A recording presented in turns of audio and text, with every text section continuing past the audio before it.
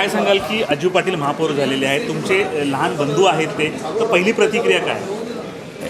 अर्थात आनंदाची बाब आहे आणि त्या पदासाठी योग्य उमेदवार आहे.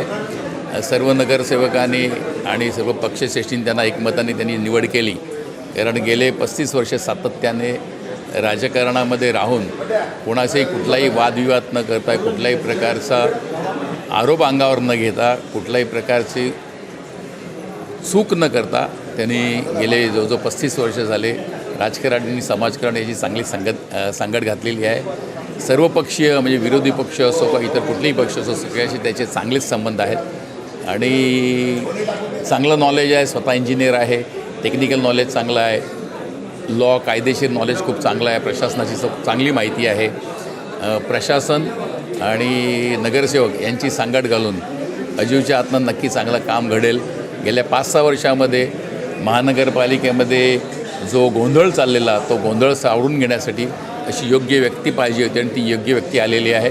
महानगरपालिकेच्या प्रशासनावर एक चांगला वचक ठेवू शकेल अशी ती व्यक्ती आहे.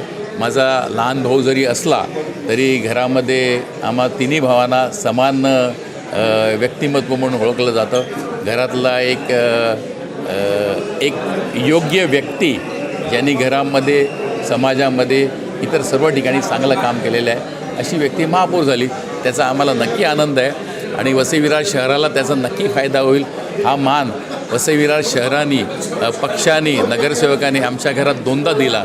त्याबद्दल मी त्यांना धन्यवाद देताना एवढंच सांगू इच्छितो की अजूच्या हातनं नक्कीच चांगलंच काम करेल आणि जे फक्त आणि फक्त जनताभिमुख असेल, लोकांच्या सेवेसाठी असेल. नाना, तुम्ही प्रथम महापौर होते, तुम्ही जसं काम केलं तसं काम अज्जूभाई करू शकतात का? नक्कीच. इवन दो माझ्यापेक्षाही चांगलं काम तो करू शकतो.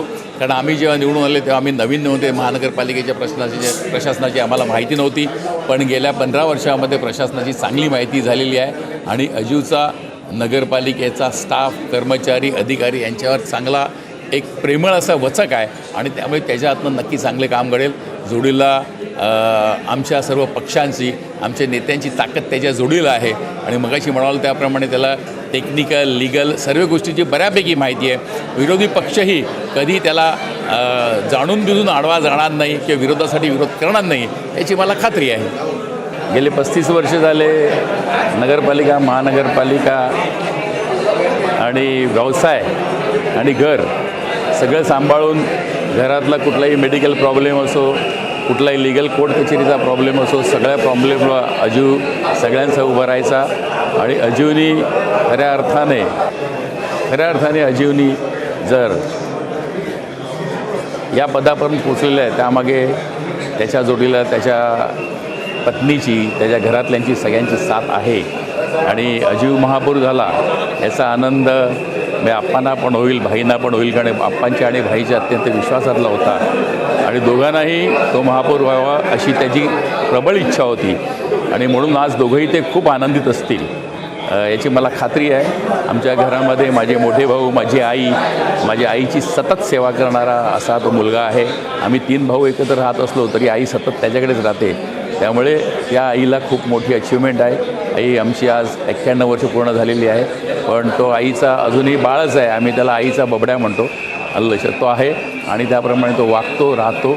लहान असला तरी घरामधल्या प्रत्येक निर्णयामध्ये त्याचा शब्द हा प्रमाण मानला जातो आणि राजकारणाच्या जोडीला समाजकारण, समाजामध्ये तळागाळातल्या घटकांना, ज्ञाती मंडळांना, सगळ्यांना सातत्याने मदत करणारी ही व्यक्ती आहे. त्यामुळे ज्ञाती मंडळामध्ये पण खूप आनंदाचा आजचा दिवस असेल. मी माझ्यातर्फे बहुजन विकास आघाडीच्या सर्व कार्यकर्त्यांना, पदाधिकारी, नेते, आप्पा, भाई यांना धन्यवाद देतो की त्यांनी एक चांगल्या व्यक्तीला महानगरपालिकेच्या या प्रक्रियेमध्ये पुढाकार देऊन वसई तालुक्याला एक चांगलं नेतृत्व दिलं, एक चांगला महापौर दिला, एक चांगल्या प्रकारे काम करणारी व्यक्ती दिली.